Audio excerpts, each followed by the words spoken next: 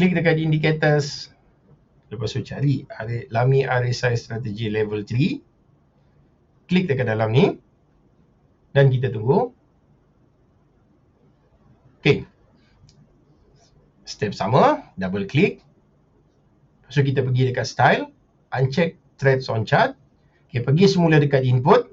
Daripada input ni nanti ada satu setting ni lah. Maksud dia follow level 1 original RSI level entry. Maksud dia above 30 ataupun below 30 kita akan masuk buy atau sell. Okay, lepas tu kita enable classic divergent. Tak boleh tukar apa-apa, memang terus dia akan keluar.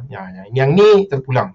Tapi most of the time study yang kita buat, kalau nak guna divergent saja, memang tak profitable untuk semua time frame. Okay, maksud dia still kena ada masuk entry yang sama yang saya bagi sebelum ni. Tak kisahlah pullback ataupun breakout. Okay, dah settle. So daripada sini kita akan nampak ada divergent. Okay, divergent dia akan keluar dekat color ni. Okay, divergent sini, divergent juga.